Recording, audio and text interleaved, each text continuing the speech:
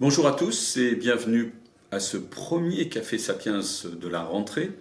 Un Café Sapiens sur un sujet d'actualité, un sujet important, celui du droit du travail.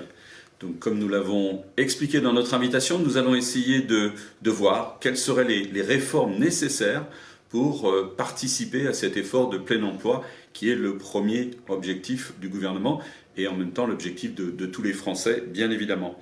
Alors, pour en parler aujourd'hui, nous recevons Guillaume Bredon. Bonjour Guillaume. Bonjour Dominique. Guillaume est avocat associé au cabinet Edgar, il est docteur en droit et il est en même temps le directeur de l'Observatoire droit social de l'Institut Sapiens. Avant de démarrer, d'ores et déjà un tout petit conseil, vous pouvez poser toutes les questions que vous voulez, partager toutes les remarques que vous voulez à travers la fonction conversation au pied de votre écran. Vous cliquez sur le petit bouton, vous tapez votre question, vous faites entrer et nous avons votre question et nous essaierons d'y répondre dans les 15 dernières minutes de cette rencontre. Guillaume, une première question, allons-y. Alors, vous êtes au cœur, à travers l'activité de votre cabinet, vous êtes au cœur de la vie des entreprises, au cœur de la vie de certains salariés qui viennent vous voir. Est-ce que vraiment le droit du travail peut influencer le plein emploi et créer le contexte pour un plein emploi encore plus présent et plus fort? Alors, merci Dominique d'abord de m'accueillir. Si on en croit les réponses données par les chefs d'entreprise lorsqu'ils décident d'investir en France lorsqu'ils sont étrangers ou lorsqu'ils décident de continuer à investir en France lorsqu'ils sont français, on s'aperçoit qu'effectivement la fluidité du droit du travail, la capacité, le contexte législatif dans lequel vont évoluer les relations sociales est un des critères qui est pris en compte. On s'est aperçu avec le recul que depuis les ordonnances Macron, depuis 2017, la France est redevenue, dès 2018 et de façon constante désormais, le premier pays en Europe à accueillir les investissements étrangers qui viennent en provenance d'en dehors de l'Europe. Donc, et lorsqu'on a interrogé ces chefs d'entreprise, ils ont indiqué qu'effectivement, ils avaient pris en compte le fait que l'atmosphère, le contexte législatif en droit du travail avait évolué et c'était un peu ouvert, était moins coercitif qu'auparavant. Et donc, voilà, c'est sur le fondement de ces déclarations et de ces témoignages, on peut effectivement dire que le droit du travail est un élément important dans la décision de créer de l'investissement, donc de créer de l'emploi. Et donc c'est un des éléments qu'il faut évidemment prendre en compte. C'est pas le seul, bien évidemment, tout le monde le comprendra, mais c'est un des éléments primordiaux pour augmenter les investissements et l'emploi en France. Très bien. Donc, il faut absolument qu'on fasse ces réformes. Alors, il faut finaliser en réalité les réformes. Le contexte législatif aujourd'hui, le Code du travail actuel, est le fruit d'un nombre important de réformes depuis les 10 dernières années. Ça a commencé avec la loi Fillon en 2004 notamment. Ça a été prolongé de façon assez importante par la loi El Khomri en 2016. Et puis les ordonnances Macron ont vraiment modifié le panorama en ouvrant sur beaucoup de sujets et en rendant un peu de flexibilité à ce contexte légal. Mais tout n'est pas fini. Il y a encore beaucoup de choses à faire, me semble-t-il, et au sein de l'Observatoire, on a identifié un certain nombre de thématiques sur lesquelles il nous semble qu'il faudrait finaliser les réformes, sans pour autant que ce soit synonyme d'une diminution des droits des collaborateurs. Ce qu'il faut bien comprendre, c'est que souvent on dit réforme du droit du travail égale moins de droits pour les collaborateurs.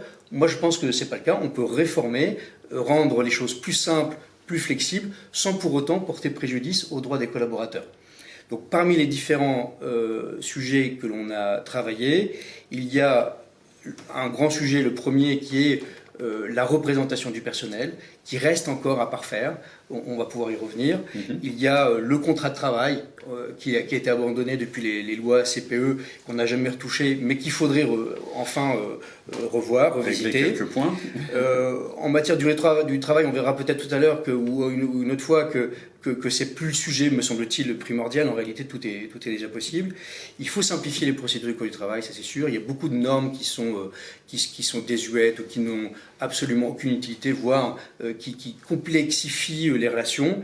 Il faut permettre aux entreprises également, il y a une thématique sur la capacité que doivent avoir les entreprises à accompagner les modifications de leur environnement économique. Et là aussi, sans pour autant porter préjudice aux droits des collaborateurs.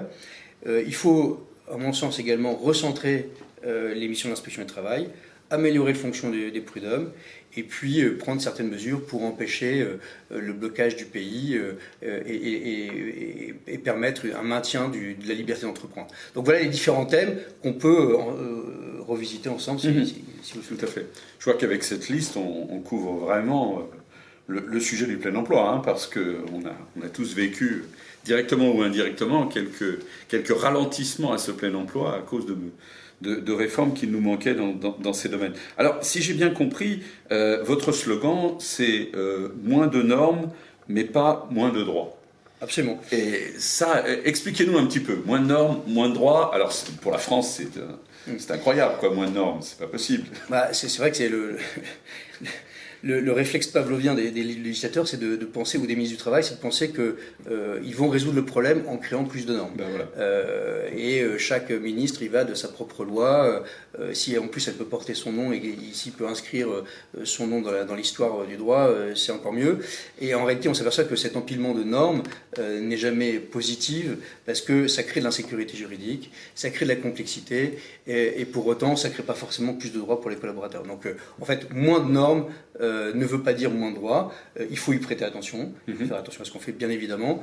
Mais voilà, donc c'est pas du tout antinomique de mon point de vue. D'accord, c'est le maître mot de toutes les réformes que l'on va discuter ensemble ce matin. Très bien. Commençons par une qui me paraît extrêmement importante. C'est vous parlez de la responsabilité et de la responsabilisation, plus exactement, la responsabilisation des acteurs concernés. Qu'entendez-vous par là? Alors, ce point s'inscrit d'une façon générale dans une forme de modification et de réforme de la représentation du personnel. Voilà. En fait, avec les ordonnances Macron, chacun s'est aperçu que en fusionnant les délégués du personnel, le comité d'entreprise en une nouvelle instance, le comité social économique, le CSE désormais, eh bien, c'est l'exemple même du fait que les salariés, de mon point de vue, n'ont pas eu moins de droits. On a simplifié les instances. Ouais. Alors, certains diront que les représentants n'ont pas non plus tout à fait les mêmes prérogatives, mais en réalité, pour le salarié dans l'entreprise, c'est plus simple. Il a un interlocuteur unique qui l'élit. On va voir qu'il y a encore des choses à faire, me semble-t-il, puisque aujourd'hui, par exemple, il demeure dans toutes les entreprises, quasiment dans toutes les grandes entreprises, les CSE et à côté de ça, des délégués syndicaux. Et ça, dans l'esprit d'un collaborateur, d'un salarié, il ne comprend pas très bien pourquoi il y a une distinction encore entre les personnes qui l'élient au suffrage universel, pas toujours direct, et on va y revenir, et puis des personnes qui sont désignées par les organisations syndicales pour négocier le statut social dans l'entreprise ou être l'interlocuteur du patronat. Alors depuis les lois Fillon sur la représentativité des organisations syndicales, ça va mieux, c'est-à-dire que les syndicats ont un minimum de représentativité, mais ça n'est pas non plus totalement le choix des collaborateurs que de désigner telle ou telle personne pour les représenter. Et je pense que de ce point de vue-là, c'est une des premières propositions que l'on pourrait faire, et une première simplification. Il me semble que démocratiser les élections dans les entreprises pourrait prendre la forme de rendre la possibilité aux salariés d'élire dès le premier tour des représentants élus, quelle que soit l'appartenance, syndicale ou non, des candidats. C'est-à-dire qu'aujourd'hui, vous le savez, au premier tour des élections, seuls les salariés qui sont représentés par une organisation syndicale peuvent se présenter, et ceux qui n'ont pas pris la carte de tel ou tel syndicat n'ont pas voix au chapitre. Et là, il y a une forme de restriction de la liberté de choix qui me semble dommageable et qui n'est pas compris en fait forcément par les entreprises, par les salariés. Donc, premièrement, libéraliser, redonner la parole aux salariés en démocratisant la participation aux élections dès le premier tour et en laissant ouvert la possibilité de candidater dès le premier tour. Et là, c'est aussi l'idée d'embarquer les salariés à participer à la vie de leur entreprise. Parce que certains, enfin bon, je fais partie d'un grand groupe, avant de partir à la retraite, certains se sentent concernés, et puis il y en a beaucoup qui laissent passer les choses parce que ça leur échappe un petit peu. Il y a des batailles administrativo-juridiques qui leur échappent un peu. Ils se rendent pas, enfin, c'est pas qu'ils ne se rendent pas compte, mais ils se sentent pas concernés, et donc ils n'y participent pas. Et donc les embarquer, c'est aussi les fidéliser. C'est aussi les garder, peut-être. Exactement. En fait, le constat qu'on peut faire avant toute chose, c'est celui-ci. Il y a une très faible syndicalisation en France. Ça reflète quoi? Ça reflète que les salariés ne se sentent pas concernés directement par les organisations syndicales. Alors, je pense que finalement, pourquoi? Parce que peut-être elles bénéficient de ce monopole au premier tour, qu'elles font pas l'effort suffisant d'aller se rendre utile auprès de leurs de leurs collègues. Et donc, il y a une forme de décrédibilisation des organisations syndicales aux yeux des citoyens. Auquel il faut remédier, parce qu'on a besoin de corps intermédiaires, on a besoin d'avoir dans l'entreprise des représentants qui soient légitimes, qui soient investis et et dont l'assise électorale soit importante. Ouais. Pour ça, je pense en effet que supprimer le monopole des syndicats au premier tour, permettre la concurrence finalement dès le premier tour, entre des organisations syndicales qui bien sûr pourraient continuer à se présenter et des listes non syndiquées, ça me semble une bonne chose. Le deuxième point qu'on pourrait aborder tout de suite sur ce sujet-là, c'est la capacité justement qu'auraient les représentants élus à signer des accords dans toutes les hypothèses. On a vu que progressivement, le législateur a ouvert des voies, soit de façon subsidiaire, quand il n'y a pas de syndicat, pour que les CSE signent des accords, soit dans les petites entreprises. Mais pourquoi ne pas ouvrir totalement la porte en parallèle, si on ne veut pas mettre fin au monopole syndical de la négociation, pourquoi ne pas laisser une alternative? Soit l'entreprise signe avec les syndicats, soit avec les représentants élus qui n'ont pas moins de légitimité en interne. Bien sûr. Donc ça, c'est une deuxième proposition, c'est d'ouvrir totalement cette capacité de signer des accords collectifs avec l'instance élue, instance élue que moi je voudrais unique en réalité. Donc troisième point, allons jusqu'au bout. Aujourd'hui, on a donc des CSE et des organisations et des délégués syndicaux. Il est possible de fusionner ces deux instances dans le cadre d'un conseil d'entreprise, mais la loi a mis des restrictions. Il faut que l'employeur, dans ce cadre-là, abandonne un certain nombre de prérogatives, donne un droit de veto à l'instance en question. Pourquoi toujours compliquer les choses? Laissons la possibilité aux entreprises de n'avoir une seule et même instance unique face à elles, élue légitimement, démocratiquement en interne, et donc généralisons finalement le conseil d'entreprise, fusionnons les délégués syndicaux avec le CSE et faisons en sorte que finalement ce soit simple pour tout le monde, et peut-être que alors les salariés se réintéresseront à ce mode de représentation et participeront un peu plus au dialogue social de l'entreprise. D'accord. Est-ce qu'il faut travailler aussi la protection particulière dont jouissent les représentants du personnel? Enfin, est-ce qu'il y a quelque chose à changer ou pas? Avez-vous entendu parler de propositions dans ce domaine? Alors nous on a travaillé sur le sujet, en effet. Il nous semble que ce que comprennent pas bien dans beaucoup d'entreprises les collaborateurs, c'est ce statut spécifique dont bénéficient les représentants du personnel. Alors bien sûr, tout le monde comprend bien que la protection contre le licenciement est faite pour éviter que les représentants soient licenciés, etc. Donc il ne s'agit pas de remettre en cause cette forme de protection. En revanche, il faut la modifier, me semble-t-il, parce qu'il y a aussi les abus qu'on peut constater. Il y a des gens qui abusent de cette protection, avec, il faut parler clair, avec souvent la bénédiction de l'inspection du travail. Et donc, moi, il me semble qu'il faut faire deux choses. Il faut que le nombre de mandats successifs que les représentants du personnel pourraient avoir, comme d'ailleurs les politiques. Il n'y a pas de raison, on l'impose aux politiques, pourquoi ne pas l'imposer aux élus dans l'entreprise? Profitons-en, on est là. Devrait être limité à 2-3 mandats, et avec une proportion une part de mandats, enfin un nombre d'heures de délégation qui ne devrait pas excéder 30% du temps de travail. Parce qu'en réalité, sinon, on finit par avoir des représentants qui sont complètement déconnectés de la vie d'entreprise, qui ne font plus que assumer leur mandat et qui n'ont plus de lien avec leurs collègues, ou en tout cas un lien qui est perverti, qui est un prisme qui est déformé. Et donc pour qu'ils représentent véritablement leurs collègues, il faut qu'ils sachent de quoi ils parlent, il faut qu'ils continuent à travailler dans l'entreprise, qu'ils comprennent les préoccupations des uns et des autres, me semble-t-il, et donc limiter ce nombre de mandats et le volume. Et par ailleurs, je pense qu'un mandat de représentant du personnel, c'est pas un statut qui est là pour se planquer. Disons les choses clairement. Dans certains cas, certaines personnes vont prendre se portent candidat pour se planquer ou pour éviter d'être licenciés s'ils estiment qu'ils ont un danger. Je pense que ce n'est pas l'objectif. Et ça décrédibilise beaucoup les mandats aux yeux des salariés et ça participe, je pense, à cette baisse de la syndicalisation. Et donc, il me semble qu'il faudrait abandonner l'obligation de solliciter l'autorisation d'inspection du travail avant de licencier ou de sanctionner un représentant du personnel. Mais par contre, attention, c'est là où il n'y a pas moins de droits, c'est-à-dire que dans l'hypothèse où il serait démontré que ce licenciement est discriminatoire, là par contre les sanctions doivent être alourdies. Ouais, très lourdes. Très lourdes, pour dissuader. Donc il faut pas entraver, il faut libérer la capacité d'eux, il faut éviter qu'on puisse se planquer derrière un mandat, mais en revanche, si on est évidemment licencié pour ça, il faut que les sanctions soient extrêmement lourdes, et ça on peut compter sur les magistrats, si on leur donne le feu vert, avoir la main un peu lourde. D'accord. Vous parliez à l'instant de l'inspecteur du travail. On revoit son rôle. Qu'est-ce qu'on fait? On le recentre un peu?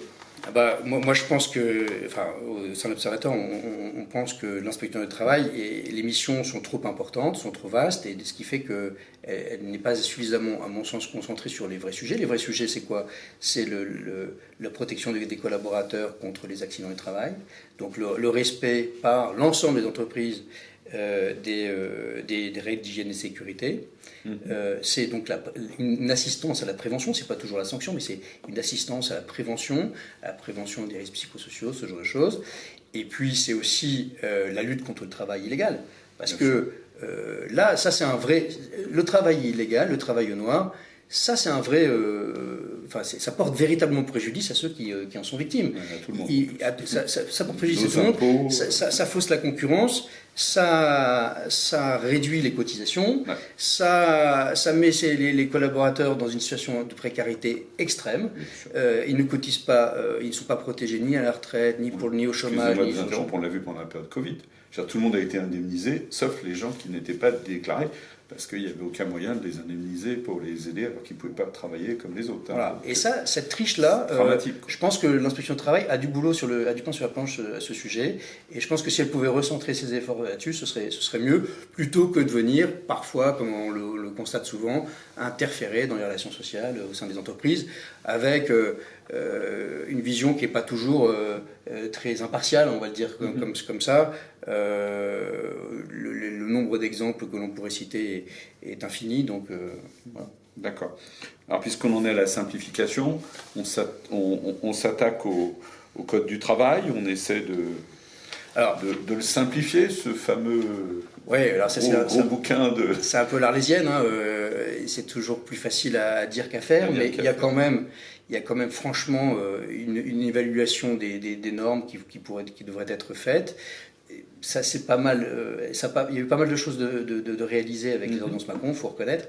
Mais je vais vous donner l'exemple.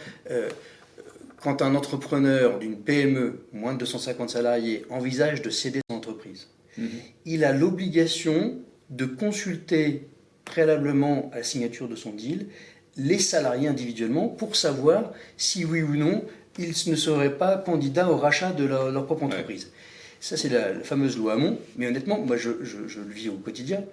Ça ne sert à rien, si ce n'est compliquer la cession de l'entreprise. Or, aujourd'hui, on a un nombre important de PME dont les dirigeants vont partir à la retraite et dont il faut assurer la cession dans de bonnes conditions. Ce texte ne fait qu'entraver les choses et je n'ai jamais vu une seule fois où cela a permis à un collaborateur de monter un projet crédible de reprise. Ça ne veut pas dire que ça n'est pas le cas, mais ce n'est pas cette disposition-là qui va favoriser les choses. Si dans l'entreprise, dans la PME, il y a un salarié qui envisage de reprendre, ça se fera naturellement. Le chef d'entreprise, si on on veut lui céder, ils vont monter le projet ensemble. Il n'y a pas d'obligation, je veux dire, créer cette obligation de devoir s'assurer que chaque collaborateur a bien été informé, c'est ridicule. C'est un exemple parmi d'autres, mais dès comme ça, on pourrait le créer. Donc évidemment, il faut relire le code et supprimer tout ce qui n'est pas nécessaire, en se posant vraiment la question de savoir, est-ce que ça apporte vraiment au quotidien quelque chose aux salariés, est-ce que vraiment ça protège ou est-ce que ça ne fait qu'entraver, compliquer les choses? Et en une minute, qui peut participer à ce travail de nettoyage du code du travail selon vous? Comme ça, en une minute, hein, pas plus. C'est-à-dire, on rassemble quoi? On rassemble des salariés, des experts du droit, des syndicats, C'est-à-dire que la tendance en France, hein, pour essayer de faire quelque chose, c'est de créer un comité de plus. Oui. Un comité de plus. Je pense que quelques experts, une poignée d'experts, soit des avocats, soit des praticiens du droit, pas des théoriciens, des praticiens du droit, des syndicats, des syndicalistes, quelques avocats, quelques représentants du personnel, des employeurs, à 4 ou 5, honnêtement, avec un peu de bonne foi, on arrive, à mon sens, à s'assurer si oui ou non telle ou telle norme crée ou pas de la complexité à bon escient ou pas. Inutile, quoi. Ouais. D'accord. Est-ce qu'on peut, puisqu'on parle de créer le plein emploi, est-ce qu'on peut parler du contrat de travail?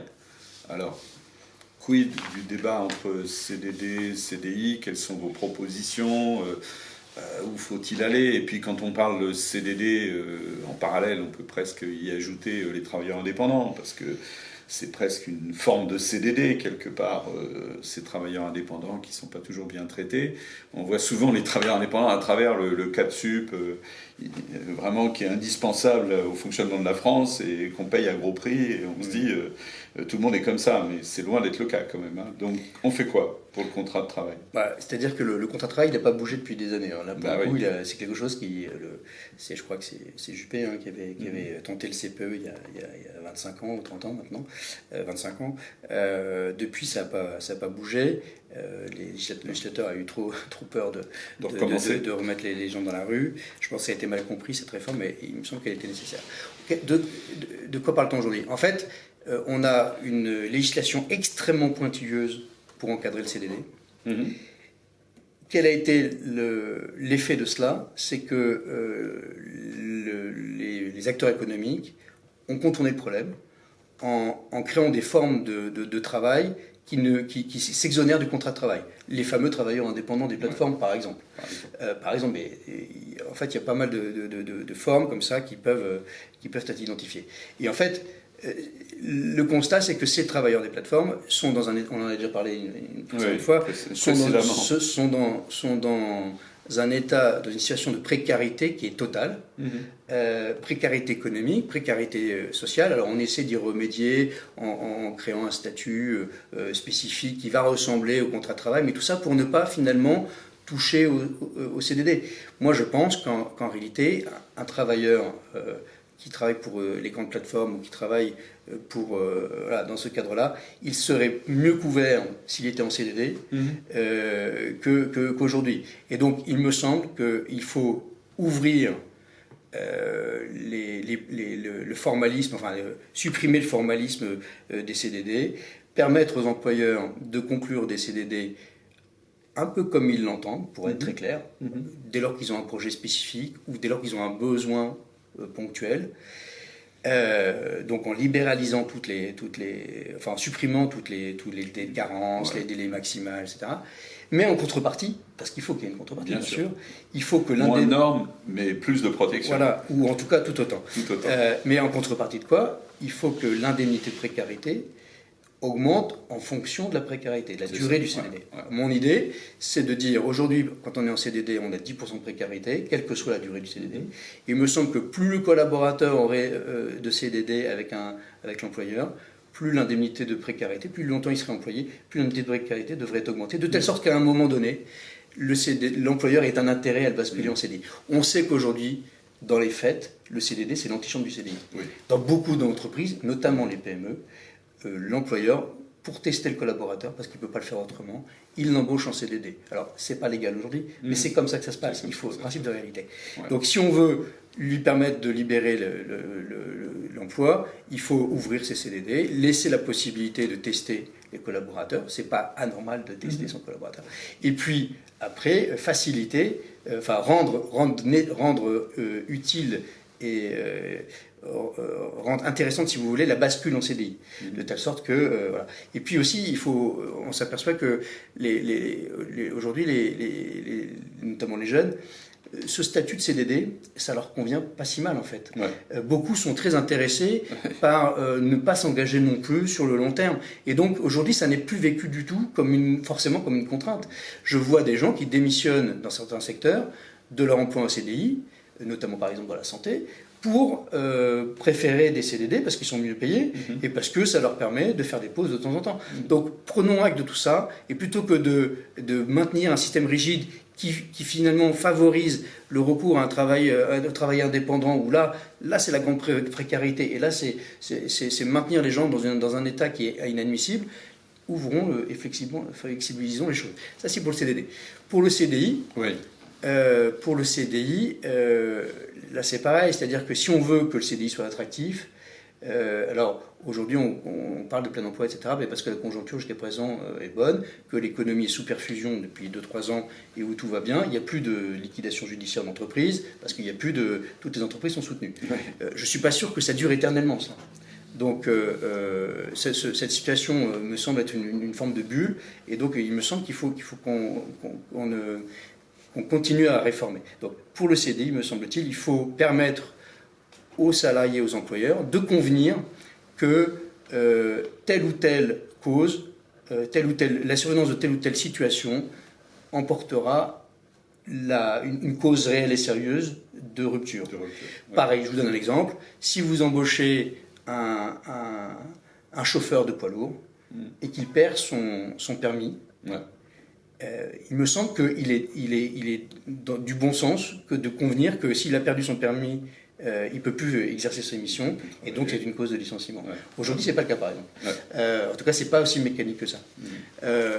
Pareil, si vous perdez votre diplôme qui vous permet d'exercer votre métier, il me semble naturel que ça constitue une cause de rupture. On pourrait aussi libéraliser le fait qu'un CDI puisse être conclu pour telle ou telle mission, telle ou telle... Mais ça existe tout ça, mais c'est toujours avec une casuistique compliquée, tellement compliqué dans des cas très précis que finalement, c'est pas utilisé. Donc il faut faire, à mon sens, ouvrir tout ça, et dans l'intérêt de tout le monde. L'intérêt, en fait, c'est que que les travailleurs soient quand même couverts par la protection sociale du salariat et ne soient pas renvoyés à des prestations indépendantes qui les protègent beaucoup moins en réalité. Oui, tout à fait. Alors, on a parlé de contrat de travail.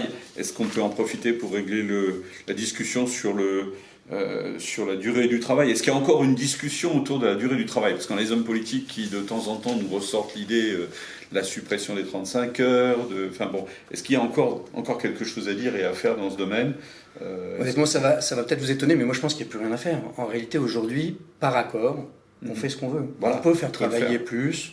On peut moduler, on peut annualiser, on peut faire beaucoup de choses. La seule chose qui me semble encore devoir être ouverte, c'est la capacité que devrait avoir l'employeur et le salarié à accomplir des heures supplémentaires. Aujourd'hui, il y a un contingent d'heures supplémentaires qui est fixé, à défaut d'accord à 220. Il y a des conventions collectives qui ont été conclues sous l'empire des lois Aubry, qui ont cadenassé cette capacité à faire des heures sup.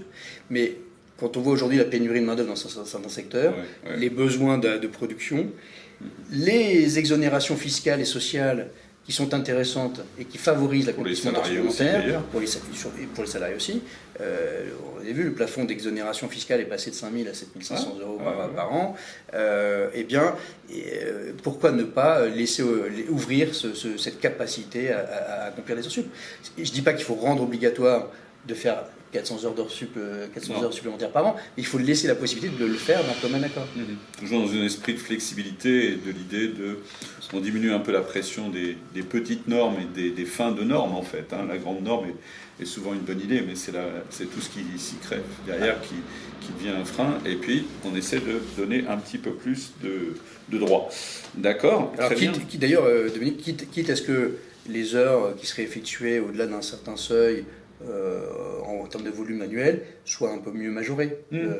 C'est à ça qu'il faut réfléchir. Peut-être qu'on peut ouvrir, mais avec une majoration un peu supérieure, en 25% par exemple. Donc on peut déjà faire fluctuer le taux de majoration, mais pourquoi ne pas inciter les parties à le faire? Alors je vois bien, on va vous dire oui, mais ça vous êtes gentil, mais une fois que vous avez ouvert la possibilité, finalement vous fragilisez les salariés parce que l'employeur va mettre la pression sur un tel ou un tel pour accomplir les heures supplémentaires. Sauf que dans la vraie vie, ça ne se passe pas comme ça. Ou alors ça veut dire que vous avez des employeurs qui ont des comportements toxiques, harcelants, et ça, il y a d'autres voies pour les faire condamner, il faut les régler, mais autrement. C'est-à-dire qu'il ne faut pas, parce il peut y avoir une extrême minorité de comportements délictuels, finalement, entraver l'ensemble de l'économie et l'ensemble des partenaires. Oui, tout à fait, tout à fait. Si on continue dans le même esprit, est-ce que les prud'hommes méritent une réforme, une nouvelle réforme, une réforme de plus, ou est-ce que ça fonctionne bien et finalement ça règle les soucis entre les entreprises et leurs salariés? Alors, quand il y a un conflit. Il y a un constat, c'est que les prud'hommes sont extrêmement longs. Oui. La durée d'un prud'homme, c'est extrêmement long. Et donc, ça va au préjudice du salarié, celui qui réclame. Ouais. Donc, il faut raccourcir les procédures. Comment fait-on pour raccourcir les procédures? Moi, il me semble qu'il y a une phase qui dure 6 mois en moyenne, qui ne sert à rien, c'est la phase de conciliation. Ouais. La phase de conciliation, aujourd'hui, c'est un simulacre, en réalité. Soit les parties se sont déjà rapprochées, elles ont transigé et elles ne vont pas au prud'homme, ou elles se désistent. Soit elles n'ont pas transigé, et donc ça sert à rien. Et ce n'est pas en conciliation qu'elles vont le faire. Ouais.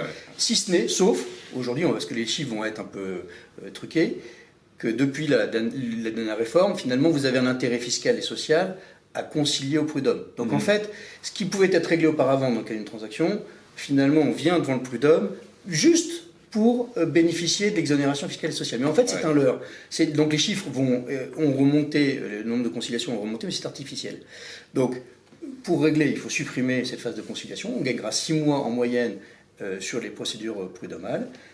Et par contre, réserver le sort fiscal et social qui sont liés au barème de conciliation, accorder ce bénéfice fiscal et social aux transactions qui interviendraient qui interviennent pour mettre fin à un litige entre un employeur et un salarié. Donc on harmonise ce statut social et fiscal sur le fondement des indemnités de conciliation et on supprime la conciliation prud'homme et tout ira bien.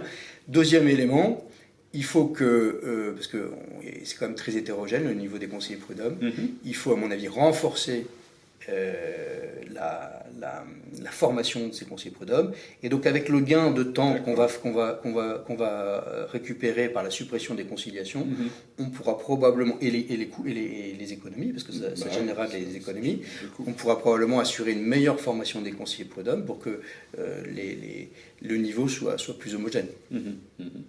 Est-ce que vous sentez que les relations sociales se sont améliorées ou détériorées dans les derniers mois? Là, l'économie est repartie. Est-ce que vous avez senti un changement d'attitude, un changement du rapport de force, alors qu'il ne devrait pas y avoir de rapport de force, mais on sait que c'est perçu comme ça, et c'est souvent quand même quelquefois le cas, comme vous le disiez à l'instant. Est-ce qu'il y a un changement? Est-ce qu'on sent quelque chose poindre? Alors, évidemment, la période Covid a anesthésié les relations sociales.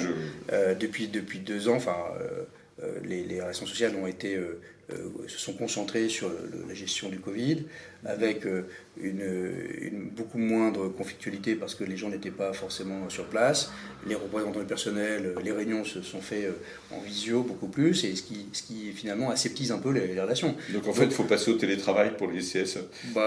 C'est une blague, je m'excuse pour ceux qui nous regardent et qui sont peut-être membres d'une organisation syndicale. C'est une blague. C'est une façon. Non, mais ce qui est certain, c'est que les réunions en visioconférence rendent les relations plus apaisées. Oui, moins de réaction. Il y a moins de virulence dans le propos, dans la tenue.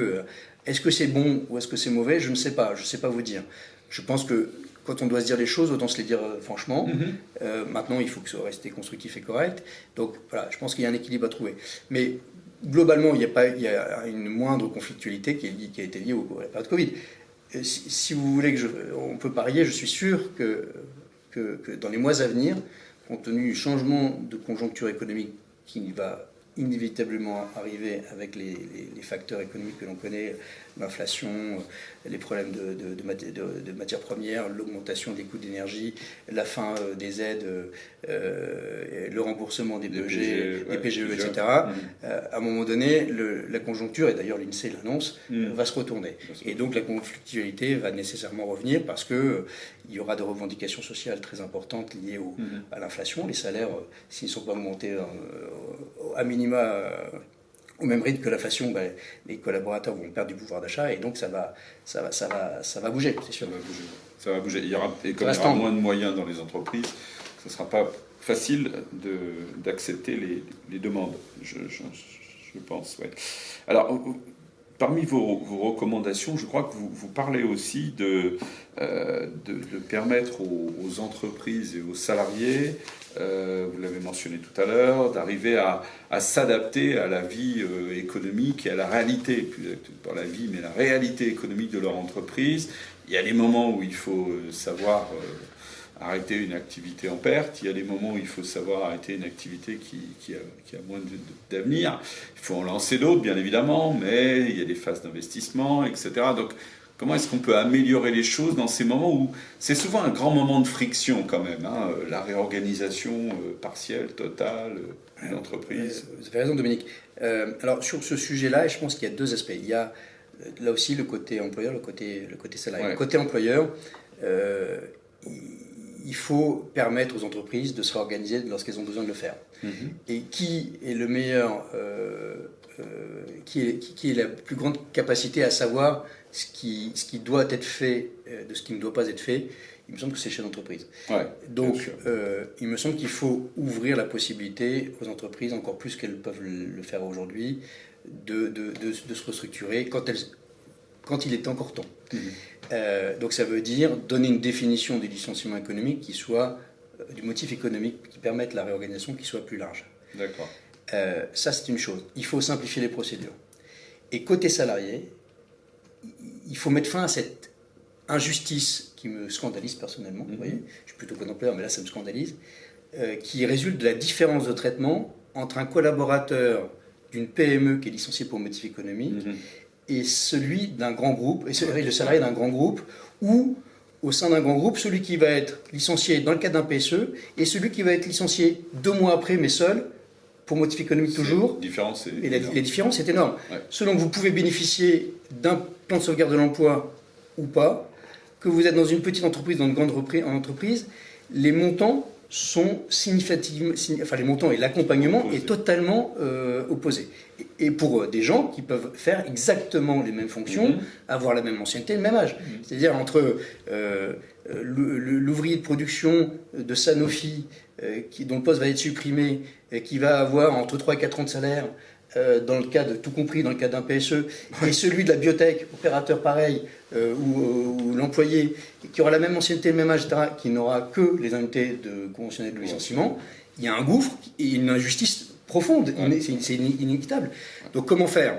À mon sens, il faut que les moyens qui sont aujourd'hui exigés des groupes et des entreprises qui ont les moyens de payer ces réorganisations, eh bien, soient mutualisés avec les TPE. Il faut que ces moyens-là soient fléchés vers soit Pôle emploi qui devrait être réformé, soit des cabinets privés qui feraient le même rôle que Pôle emploi par délégation de service public, mais en étant payés sur résultat. Hein. Il ne s'agit pas de donner des chèques comme ça pour que les gens s'amusent. Voilà. Il faut que ces moyens soient mutualisés pour permettre d'accompagner l'ensemble des collaborateurs qui feraient l'objet de ces restructurations vers des emplois qui sont ouverts aujourd'hui. Il y en a de nombreux, et donc il faut organiser ça. Mais il faut mettre fin à cette injustice qui me semble totale. Ça ne veut pas dire qu'il ne faut pas que les entreprises qui ont des moyens et qui veulent se réorganiser doivent pouvoir le faire. Ça ne veut pas dire qu'ils ne doivent pas financer les choses. Il faut qu'elles financent, mais il faut que cette mutualisation se fasse, à mon sens, et que les collaborateurs, on les accompagne vers le retour à l'emploi et qu'on ne leur verse pas nécessairement des primes qui n'ont pas lieu d'être et qui ne servent pas à retrouver un emploi. Je vous donne un exemple. Dans certains plans sociaux, très souvent, lorsque le collaborateur il a le choix entre une indemnité supplémentaire de licenciement extrêmement généreuse et le fait de retrouver un job même en interne, il préfère prendre le chèque. Et le chèque, finalement, devient contre-productif, vient contredire l'objectif qui est de le reclassement et le faire retrouver un emploi.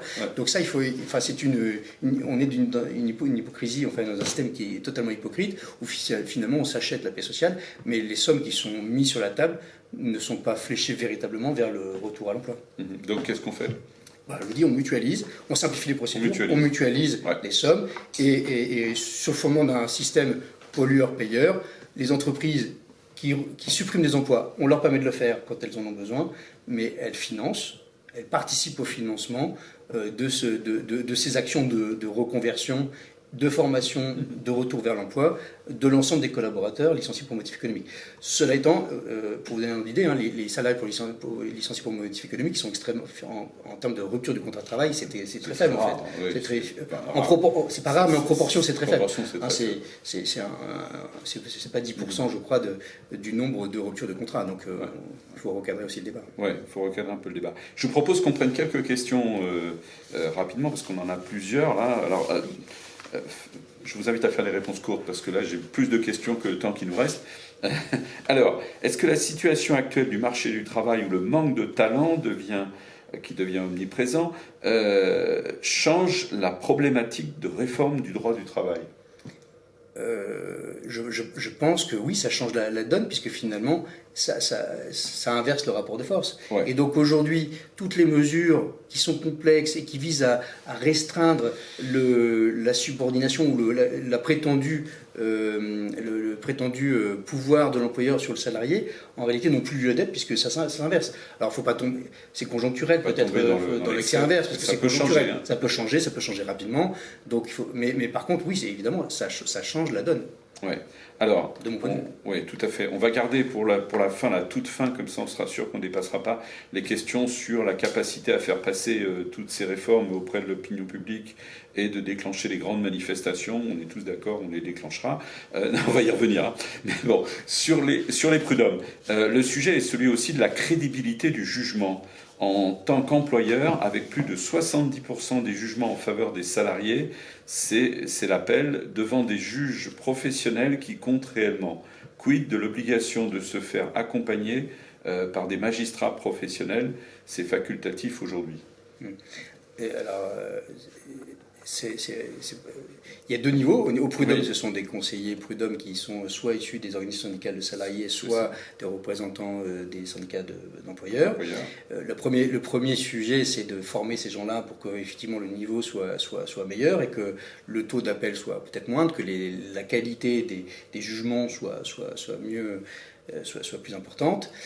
Après, il est normal, si vous voulez, qu'il y ait une disproportion dans le pourcentage de réussite des salariés, parce que celui qui se plaint, qui attaque au prud'homme, c'est qu'il a subi un préjudice. On ne va pas au prud'homme par plaisir. On est donc dans une situation où, a priori, on a un grief à l'encontre de son employeur. Et donc, c'est souvent quand même justifié. Donc, ce n'est pas anormal qu'il y ait une disproportion. Maintenant, ce qu'il faut voir, c'est qu'il y a un taux de confirmation en appel qui est relativement important. Donc, ce n'est pas si catastrophique que ça, finalement. Lorsqu'on va en appel, il est assez souvent confirmé dans une très large majorité. Donc, ce système-là, il présente des aspects positifs ou négatifs. Moi, ce que je voulais voilà, ce que je voulais modifier, c'est la durée. La durée est trop longue, et ça, c'est sûr, et ça préjudicie notamment, enfin, essentiellement aux collaborateurs. Donc, et la qualité, je dis, ça passe par la formation des représentants. Je pense que si on a des délais beaucoup plus courts, on aura davantage de procédures probablement, parce que j'ai déjà vu des salariés autour de moi dire j'y vais pas parce que je suis pas payé entre temps, hein, parce que quand on va au prud'homme, on ne reçoit pas de l'argent tout de suite, hein. Des fois les sommes sont bloquées en attendant la décision du prud'homme, et donc ça met les gens dans des situations catastrophiques. Donc il y a des gens qui, c'est normal, ne peuvent pas y aller et n'y vont pas. Donc dans un sens, ça rétablirait une certaine justice quelque part, hein, mais meilleur respect des droits des gens en disant on raccourcit, on permet vraiment à tout le monde d'aller engager sa procédure. Il y a une autre question sur les licenciements économiques. Quid des ruptures conventionnelles collectives? Je pense que c'est un outil qui est assez qui est bénéfique. Ça fait partie de la palette des outils qui sont ouvertes aux partenaires sociaux. Ça se passe pas mal. Ça permet de réorganiser une entreprise en douceur sur la base du volontariat. C'est pas un outil qui peut répondre à toutes les problématiques, mais c'est plutôt quelque chose de consensuel qui n'est pas très utilisé aujourd'hui, mais qui peut l'être et qui est intéressant.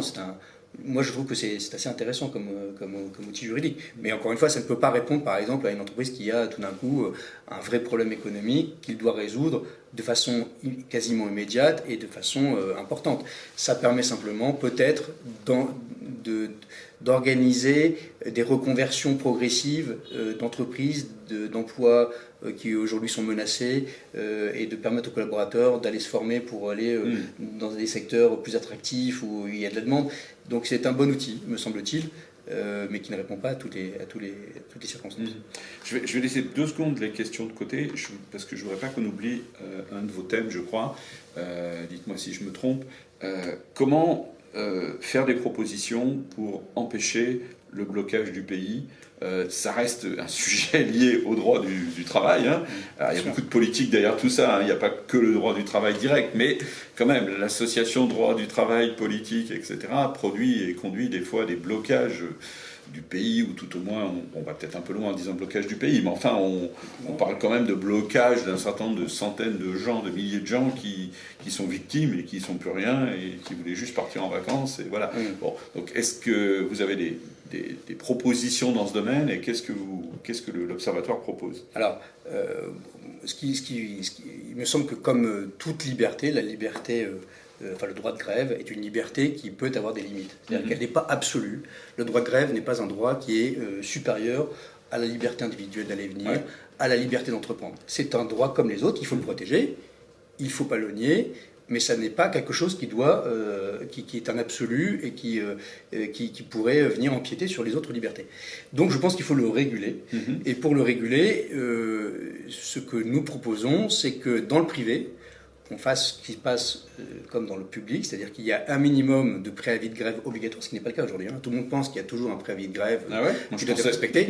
Dans le privé, il n'y a pas de préavis de grève. Ah oui, dans le privé, bien sûr. Donc dans le public, il y en a, de 7 jours minimum, mais dans le privé, il n'y en a pas. Donc il faudrait déjà instaurer un droit de préavis de grève.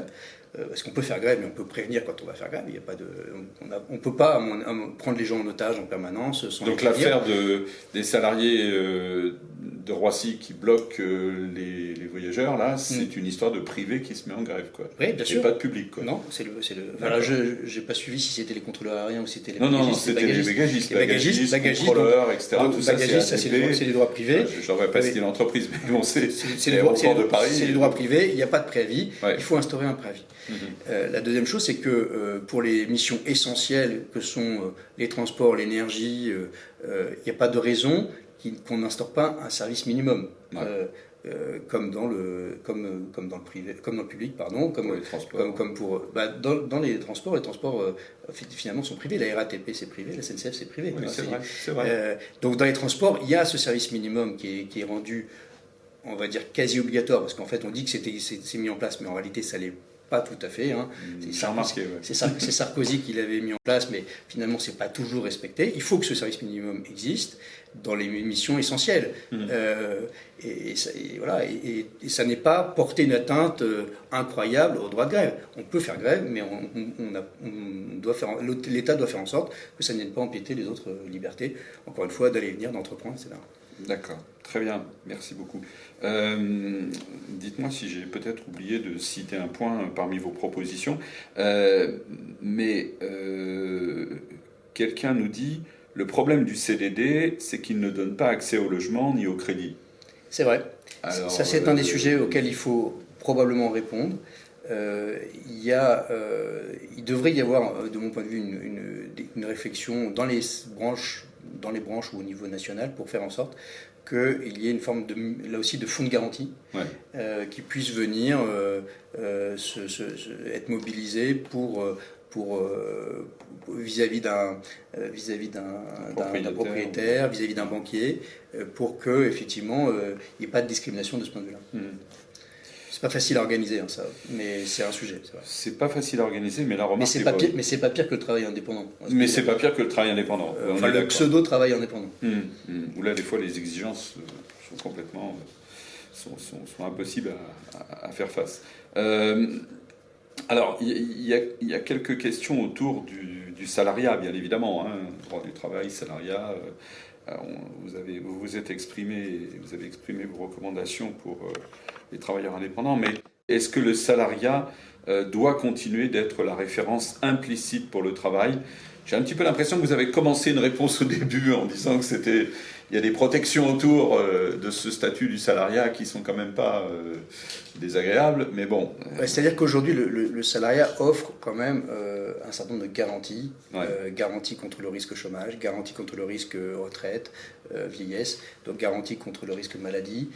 Tout ça à des niveaux qui sont relativement élevés. Alors on peut faire une table rase de tout, mais si c'est pour, comme aujourd'hui, organiser un statut social bis pour les travailleurs indépendants qui va être le Canada Dry du statut de salarié, à quoi ça sert finalement?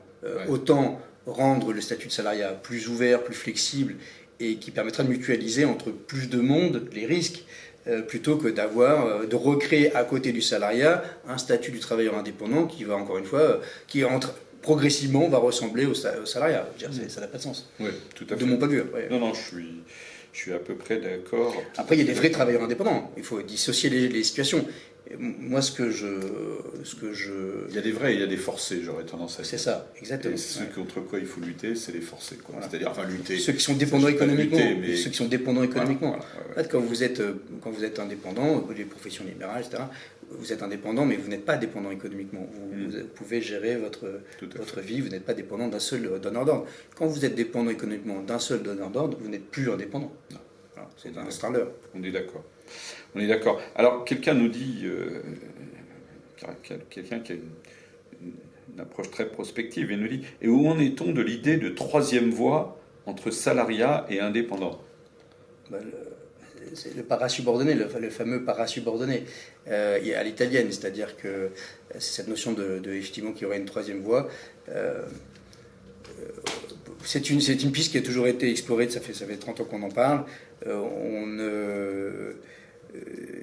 Les contours sont pas suffisamment bien définis, mais finalement, à mon sens, c'est pas en multipliant les régimes qu'on va rendre plus clair, plus flexible les problèmes.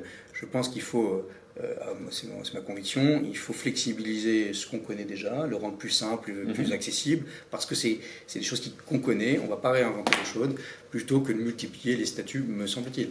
Mais où en est-on aujourd'hui au point mort? Ça n'est pas dans les textes, ça n'est pas envisagé.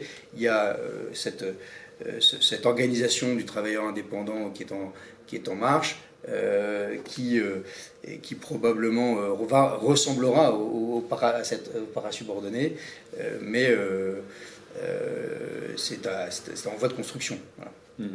D'accord, très bien. Allez, on consacre les 5 dernières minutes, c'est le cas de le dire, à comment les faire passer, toutes ces réformes, auprès de l'opinion publique déjà, mais aussi auprès du Parlement, parce que le passera pas sans le Parlement. Alors, Ou alors, il faut faire un grand coup de 49.3, on envoie notre note et on passe tout d'un seul coup. Ouais. Mais bon, il faut expliquer comment, il faut mettre en place. C'est ça. Alors, c'est toujours le même problème. Je suis parfaitement conscient que tout ce que je viens d'indiquer, toutes les mesures sont d'abord... elles vont être très critiquées par elles sont extrêmement libérales, hein, donc ça j'en suis conscient. Comment les faire passer? On s'aperçoit que la méthode qui a été employée par les différents législateurs depuis 20 ans, c'est la petite touche, c'est l'impressionnisme. C'est-à-dire que petit à petit, puisque le grand soir, le CPE, ce genre de choses n'a pas passé, vous avez vu une succession de petites réformes les unes après les autres, qui convergent toutes finalement dans le même sens. Quand on prend un peu de recul, quand on dézoome, on s'aperçoit que entre Fillon, El Khomri, Macron, c'est la même direction. Ça s'emboîte bien. Ça s'emboîte, c'est la même direction. Donc l'une des méthodes, ça peut être de poursuivre cette situation-là.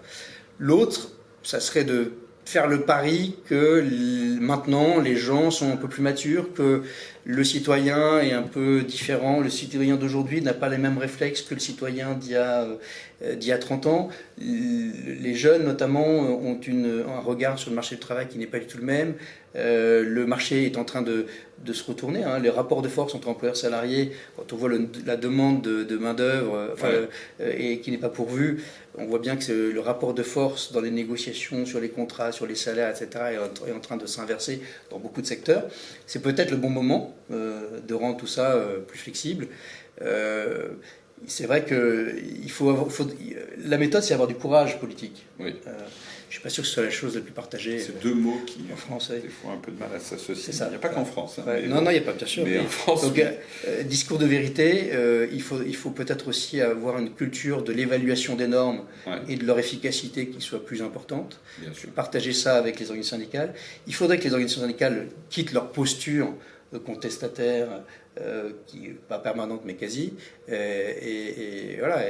Parce que finalement, encore une fois, hein, ce dont on s'aperçoit, c'est que la posture, les contestations répétitives empêchent finalement l'évolution du système général et aboutit à la création de systèmes hybrides mal contrôlés et ce qui va au détriment des plus pauvres et des plus fragiles.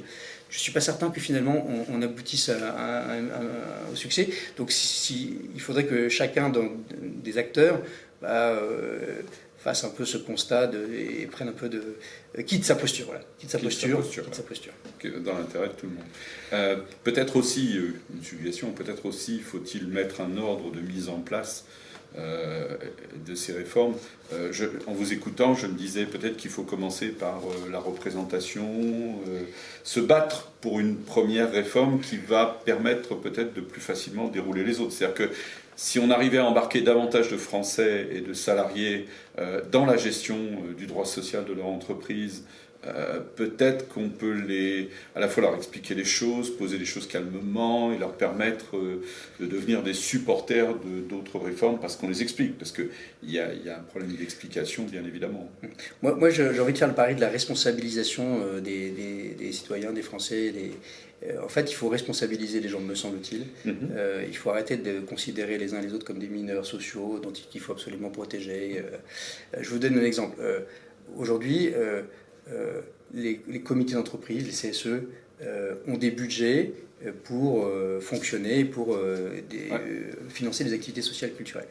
Mais quand elles ont besoin de faire une expertise pour analyser les choses dans l'entreprise, finalement, elles désignent l'expert, mais c'est l'employeur qui paye. Ouais.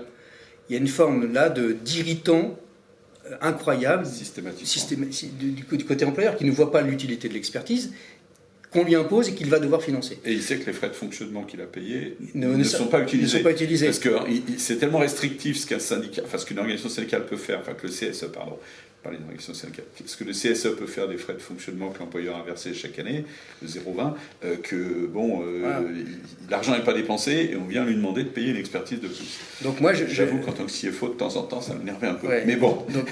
Donc la proposition que je fais sur ce sujet, c'est de dire, augmentons légèrement, le budget de fonctionnement des CSE, mais laissons-leur la capacité de nommer des expertises qu'ils vont eux-mêmes payer.